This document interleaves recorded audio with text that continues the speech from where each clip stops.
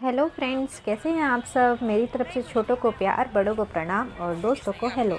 तो फ्रेंड्स, ये है दिवाली का के टाइम का व्लॉग और ये दिवाली के तीसरे दिन का व्लॉग है। एक्चुअली यहाँ गुजरात में ना दिवाली का जो दूसरा दिन होता है वो नए साल के रूप में मनाया जाता है और इस दिन सब लोग घूमने फिरने बाहर जाते हैं। लेकिन इस बार दूसरे दिन ग्रहण था तो इस हिसाब से तीसरे दिन नया साल मनाया गया और कहीं कहीं पे भैया दूज भी तीसरे दिन ही मनाया। लेकिन हम लोगों ने चौथे दिन भैया दूज मनाया और पहले दिन नया साल मनाया। तो इनकी छुट्टी थी तो हम लोग बाहर गए थे। अब बाहर भी जाएं तो कहाँ जाएं, तो हम लोग निकल तो गए घर से, लेकिन जाएं तो कहाँ जाए घूमने। सब जगह देखी हुई तो मॉल में ही चले गए। मॉल में चले गए, फिर उसके बाद हमने डिसाइड किया कि अभी मॉल में भी क्या करेंगे जाके, वो भी वहाँ भी मज़ा नहीं आ रही थी, सब घुमा फिरा ही हुआ है, कुछ लेना नहीं था। तो फिर डिसाइड हुआ हमारे बीच कि हम लोग मूवी देखेंगे और मूवी देखी हमने राम सेतु। राम सेतु अच्छी है, मूवी अच्छी है, बोर नहीं है कहीं से भी। अक्षय कुमार ने भी अच्छा काम किया है, बहुत अच्छी मूवी है। तो फ्रेंड्स, ये हम लोग मॉल में आए थे और मॉल में जो आपने पहले देखा ना, वो वहाँ पे एक छोटी सी ट्रेन थी बच्चों को घुमाने फिराने के लिए। तो उस हिसाब से वो इस तरह से मॉल में आके थोड़ा टाइम पास हो जाता है। और मॉल में ना फ्रेंड्स क्रेडिट कार्ड वाले भी रहते हैं, तो अगर आपको क्रेडिट कार्ड बनवाना हो अपना, तो आप यहाँ से बनवा सकते हो, इजीली हो जाता है। अगर आप एलिजिबल होते हो क्रेडिट कार्ड के लिए तो यहाँ पे इजीली हो जाता है। तो मैंने भी यहाँ पे एक क्रेडिट कार्ड वाले थे तो वहाँ पे अप्लाई किया था। और ये बॉक्स ऑफिस पे से टिकट के लिए हम लोग आए हैं, टिकट लेने के लिए। तो उस दिन हमने 3 घंटे ऐसे पास किए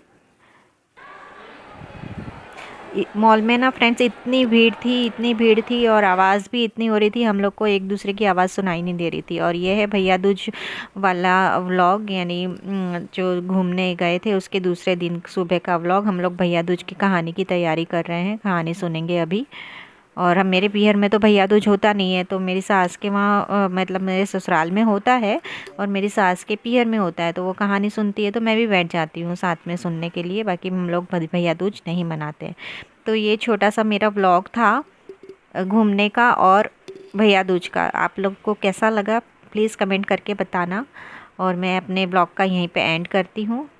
नहीं, सॉरी, एंड तो नहीं, आगे भी है। भैया दूज पे जब मेरी ननद आई थी टीका निकालने के लिए, तो वो भी आप देखेंगे फ्रेंड्स। इस तरह से भैया दूज में ना हम लोगों के यहाँ एक रुई का धागा बनाया जाता है और उस पे अपने भाई भतीजों का नाम लेके इस तरह से रोली से किया जाता है और उसको फिर लोटे पे रख देते हैं और फिर अर्घ देके ये जो धागा हमने बनाया था रुई का, ये पौधों में लगा देते हैं। तो ये भाई भतीजों की सलामती के लिए होता है। तो ये मेरी ननद आ गई थी 3-4 बजे के करीब और आते ही फिर उन्होंने टीका निकाला हम लोगों को।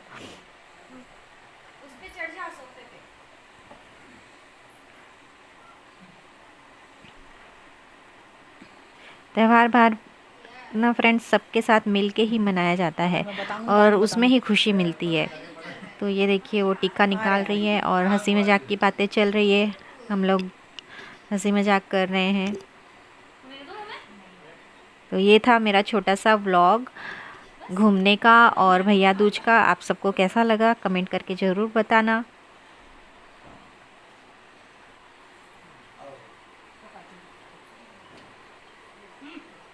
तो आप लोग व्लॉग एंजॉय कीजिए। ओके, काम धंधा बड़ा है, खूब पढ़ाई में होशियार हो। अब बारी है हस्बैंड की थाली में पैसे डालने की। तो वो देखो ऐसे मजाक कर रहे हैं। चलो निकले देना देना भी दो। मैं क्या बस हो गया क्या भाई फोटो पैसे देना मत चिल्लाए, भाभी एडिट कर देना उसको। वो तो ऐसा ही है ना, ये आवाज बंद कर देती है मोबाइल की मेरी भी। मम्मी कर रही है बस अभी हो गई। नहीं पैसे देगा ना इसलिए सबूत रहे सब एडिट करना तो अच्छा नहीं है। आप जितना भी सकते कुछ नहीं दिया वैसे नहीं, इनका फल पड़ने वाला है। चल